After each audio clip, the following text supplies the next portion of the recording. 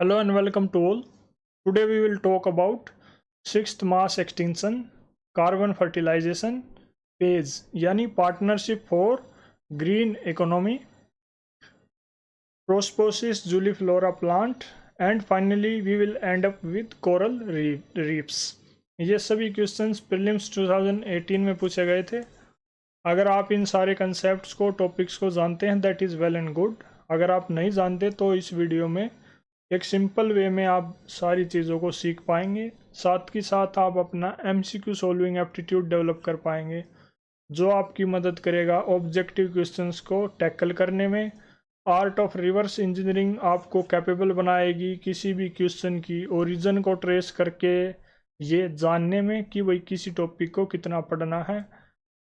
After that keyword की basic knowledge आपकी मदद करेगी उन क्वेश्चंस को सॉल्व करने में जो यूपीएससी हर साल PYQ के बेसिस पे डायरेक्टली या इनडायरेक्टली पूछती है हर सब्जेक्ट एरिया से. फाइनली आप अपने कंसेप्ट्स को क्लियर कर पाएंगे और अगर आपके कंसेप्ट्स ऑलरेडी क्लियर हैं तो आप उनको रिवाइज कर पाएंगे. Let's start with questions.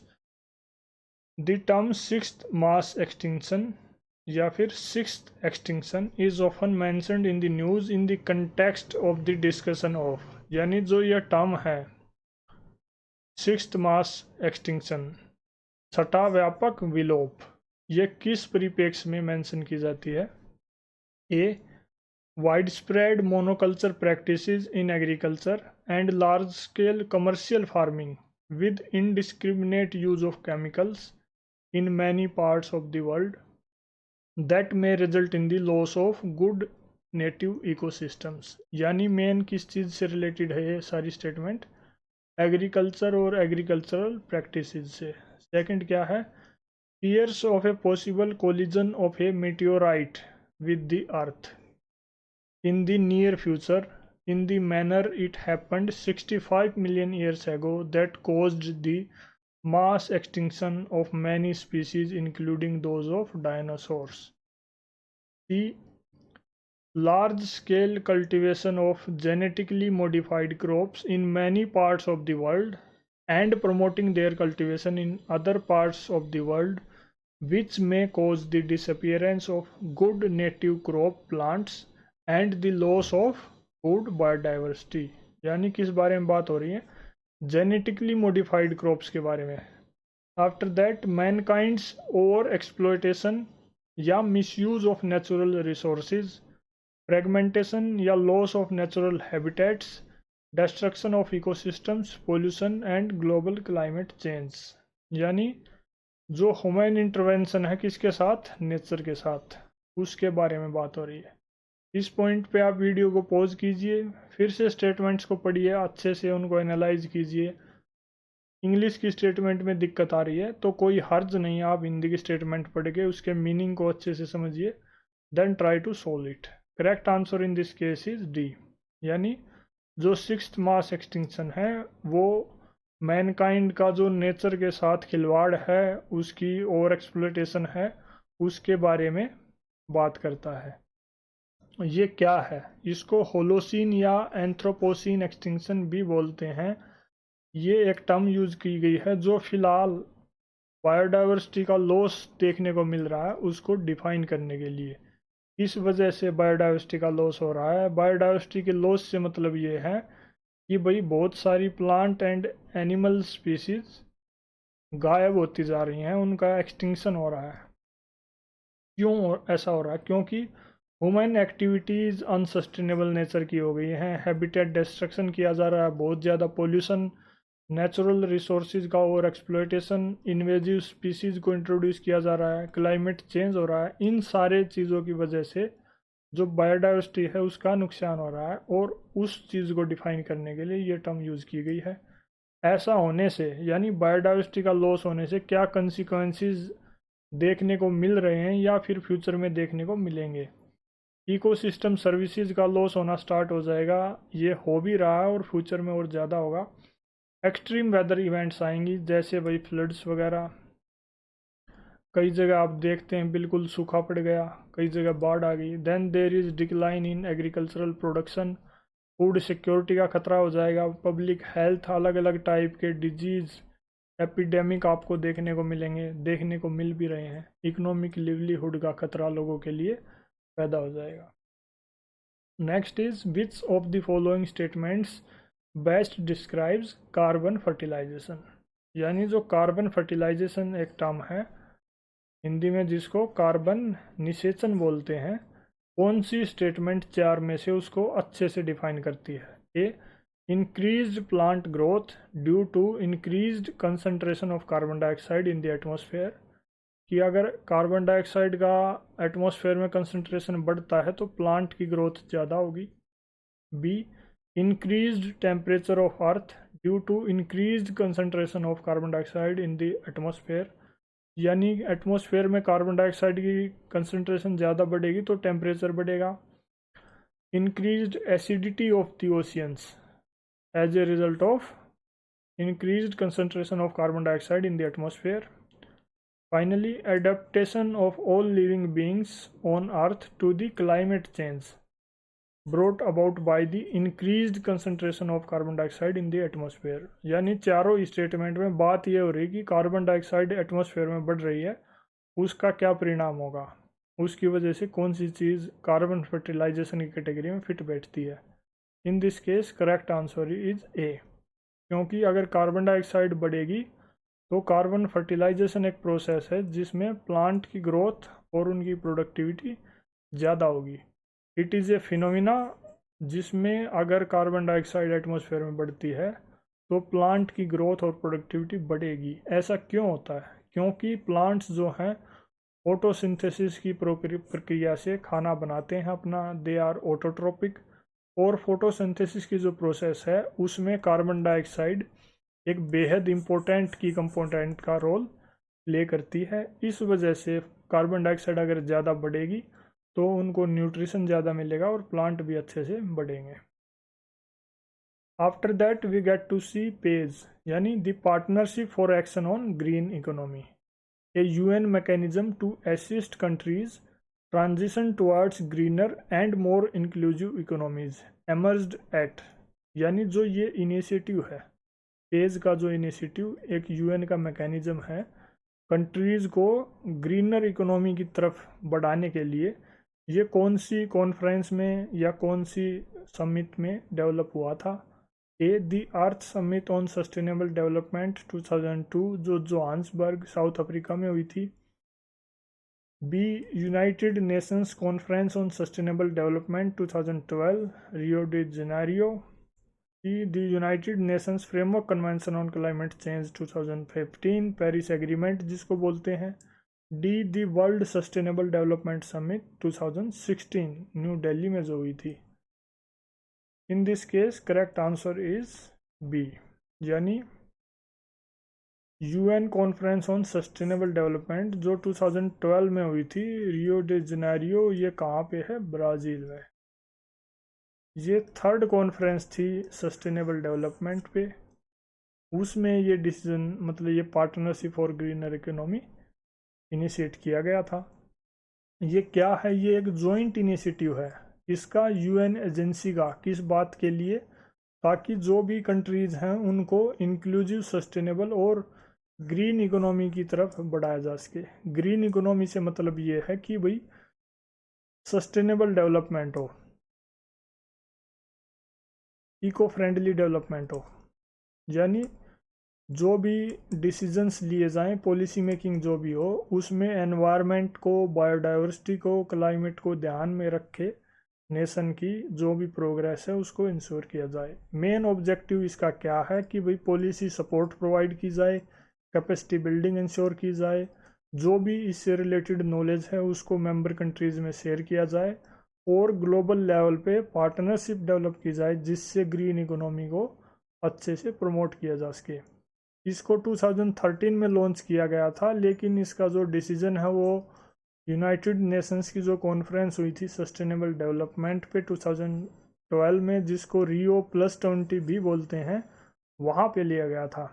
ये रियो 20 जो है ये थर्ड इंटरनेशनल कॉन्फ्रेंस थी सस्टेनेबल डेवलपमेंट पे। फर्स्ट हुई थी 1992 में, सेकंड हुई थी 2002 में। इस कॉन्फ्रेंस की मेन जो थीम थी वो थी ग्रीन इकोनॉमी, सस्टेनेबल डेवलपमेंट और पॉवर्टी एरिडिकेशन के लिए, और इंस्टीट्यूशनल फ्रेमवर्क ताकि सस्टेनेबल डेवलपमेंट को प्रमोट किया जा सके।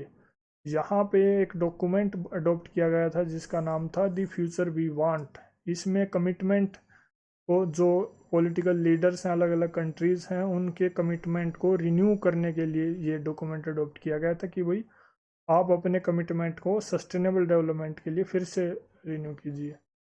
ये कॉन्फ्रेंस 20th एनिवर्सरी को सेलिब्रेट करती है जो अर्थ समिट हुई थी 1992 में। अब फर्स्ट और सेकंड कॉन्फ्रेंस के बारे में भी देख लेते हैं।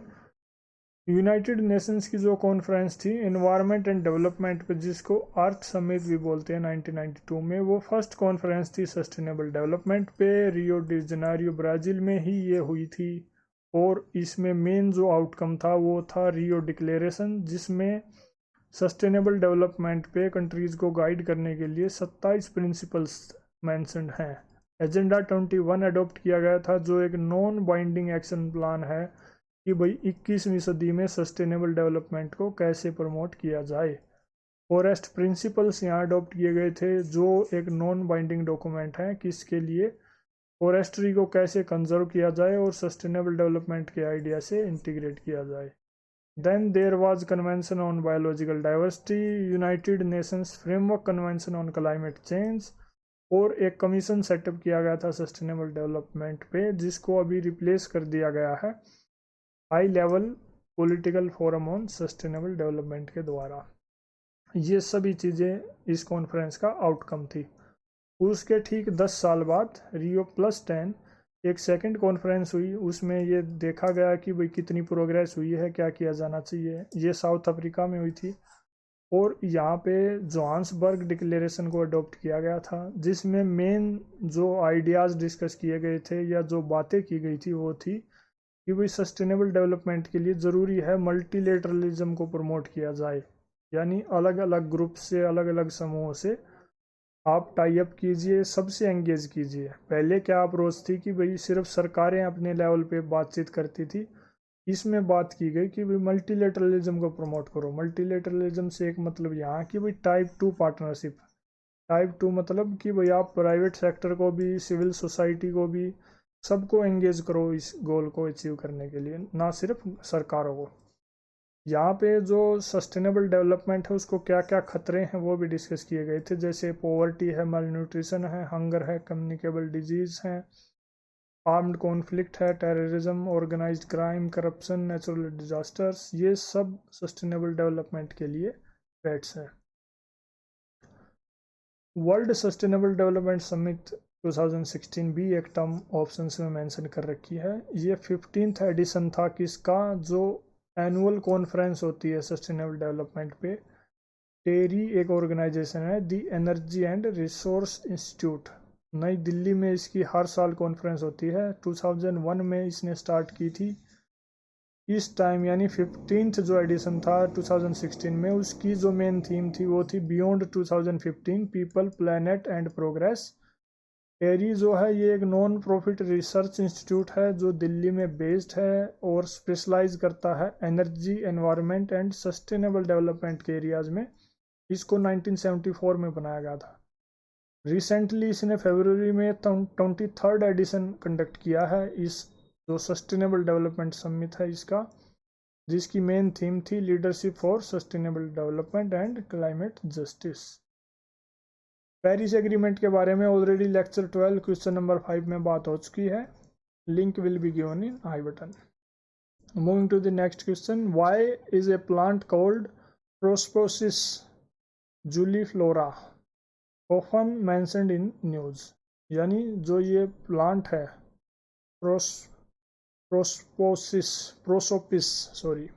प्रोसोपिस जूलीफ्लोरा, ये न्यूज़ में क्यों मेंशन किया जाता है, यानी किस कंटेक्स्ट में इसके बारे में बात होती है।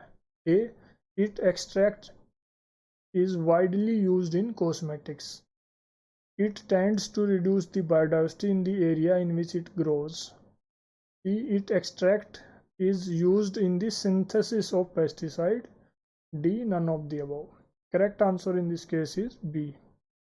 यानी it tends to reduce biodiversity जिस भी एरिया में इसको लाया जाएगा वहाँ पे ये नुकसान पहुँचाएगा। यानी ये क्या हुआ, ये एक टाइप ऑफ इन्वेजिव स्पीसीज हुआ। क्या है ये, इसके बारे में बात करते हैं। ये एक झाड़ी या छोटा ट्री के टाइप में इसको बोल सकते हैं, small tree.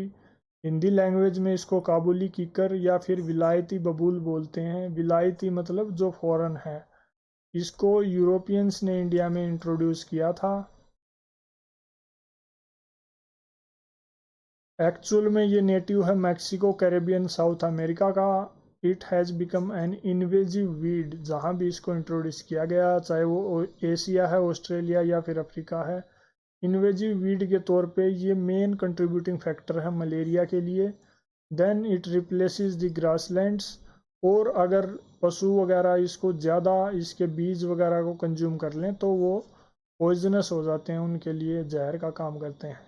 You can see the image, it looks like this। क्या यूज़ हैं इसके, फायरवुड में इसको काम में लिया जाता है। It is also used as edible source, it is nutritious also. और इसमें ड्रट रेजिस्टेंट प्रॉपर्टीज़ भी होती हैं। Finally consider the following statements. Number 1, most of the world's coral reefs are in tropical waters. यानी दुनिया की ज़्यादातर जो कोरल रीफ्स हैं वो ट्रॉपिकल वाटर्स में हैं। Second is, more than 1/3 of the world's coral reefs are located in the territories of Australia, Indonesia and Philippines. Third is, coral reefs host far more number of animal phyla than those hosted by the tropical rainforests. कौन सी statement correct है? 1 and 2 only, 3 only, 1 and 3 only, 1, 2 and 3। Correct answer in this case is D. यानी तीनों ही statement coral reefs के context में ठीक हैं।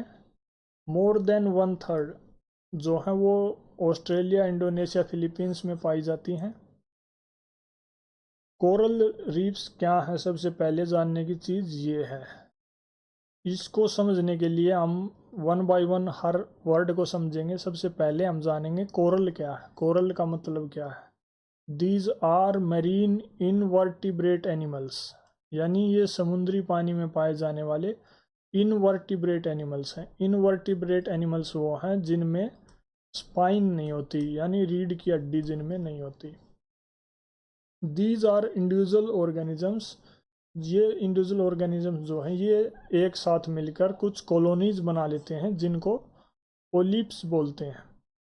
ये polyps क्या करते हैं, कार्बन जो कैल्शियम कार्बोनेट है उसको रिलीज करते हैं और वो कैल्शियम कार्बोनेट इनको एक हार्ड एक्सोस्केलेटन कवर का रूप प्रोवाइड करता है जो उनकी मदद करता है अपने स्ट्रक्चर को मेंटेन करने में और कोरल कॉलोनी को ग्रो करने में। उस चीज़ में ये स्केलेटन इनकी मदद करता है। ये कैल्शियम कार्बोनेट का बना हुआ आता है। कैल्शियम कार्बोनेट कहाँ से आता है? पोलिप्स रिलीज करते हैं। पोलिप्स क्या हैं? पोलिप्स जो हैं एक कॉलोनी है, जो बहुत सारी कोरल्स एक जगह इकट्ठी हो जाएं उनको पोलिप्स बोलते हैं। देन रीफ क्या है?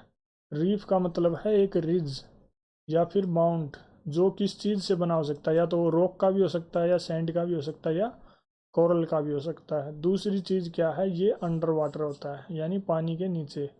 देन कोरल रीफ का मतलब क्या हुआ? कोरल रीफ का मतलब ये हुआ कि वही एक ऐसा मरीन इकोसिस्टम जो कोरल पोलिप्स से मिलकर बना है। कोरल पोलिप्स मतलब जहाँ बहुत सारे कोरल्स इकट्ठे हो गए कॉलोनी बनाते हैं और उस इकोसिस्टम को कोरल रीफ बोलते हैं।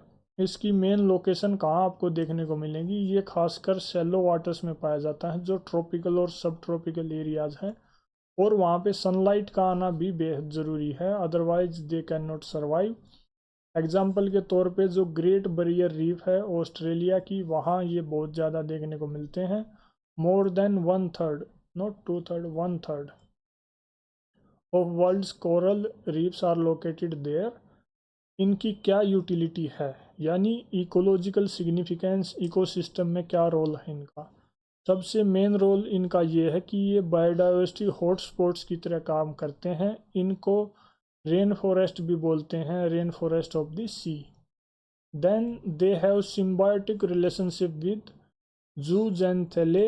ये फोटोसिंथेटिक एल्गी होते हैं जो कोरल्स को न्यूट्रिशन प्रोवाइड करते हैं। रिटर्न में कोरल्स इनको प्रोटेक्शन और सनलाइट प्रोवाइड करते हैं। सनलाइट मतलब लेने के लिए उसका मदद करते हैं। Then these support fisheries also. Fisheries की वजह से जो कोस्टल कम्युनिटीज़ हैं उनको रोज़गार मिलता है। They protects coasts also from erosion storm damage, because ये जो वेव्स हैं उनकी एनर्जी को कम कर देते हैं एज ए बैरियर की तरह एक्ट करके। टूरिज़्म का भी यहाँ काफ़ी अच्छा देखने का साइट रहती है, घूमने फिरने भी लोग जाते हैं रिक्रिएशनल एक्टिविटीज़ के लिए। एंड फाइनली ये होस्ट करते हैं एनिमल फाइला। एनिमल फाइला क्या है? ये मतलब अलग अलग डिफरेंट काइंड ऑफ एनिमल्स को ऑर्गेनाइज करने का एक पैटर्न है। उनको ग्रुप्स में ऑर्गेनाइज किया जाता है किस बेसिस पे कि भाई वो कैसे दिखते हैं, किस चीज़ से बने हैं या कैसे बने हैं, उनकी बनावट के आधार पर, उनकी दिखावट के आधार पर एनिमल्स को ऑर्गेनाइज करने को एनिमल फाइला बोलते हैं। ये यहाँ पे बेहद ज़्यादा डाइवर्सिटी आपको देखने को मिलेगी in comparison to tropical rain forest. क्या थ्रेट्स हैं इनको, खतरे क्या हैं? क्लाइमेट चेंज से इनको बेहद नुकसान हो रहा है, ओशियन के एसिडिफिकेशन से, over fishing and destructive fishing method से, पोल्यूशन भी इनके लिए बेहद हानिकारक है। They look like this, you can C in the image. This is a single coral. इस टाइप से इसका स्ट्रक्चर कंप्लीट होता है। और ग्लोबल डिस्ट्रीब्यूशन जो है इनका वो इस टाइप से, you can see most of them are here, more than 1/3 Australia, Indonesia, New Zealand इस एरिया में, and rest are also distributed. India के केस में आप देख सकते हैं इस टाइप से डिस्ट्रीब्यूटेड है। ये ईस्ट अफ्रीका है, हेयर इज साउथ अफ्रीका, ये सेंट्रल अमेरिका, मैक्सिको वगैरह, कैरेबियन वहाँ पे है। Then again this is Pacific. That is all in this video, thank you. अगर आपको सभी क्वेश्चंस यूज़फुल लगे, कुछ सीखने को मिला, ज़रूर हमें कमेंट करके बताएं। कोई आपका सजेशन हो वो भी आप हमें कमेंट बॉक्स में दे सकते हैं। That is all, thank you.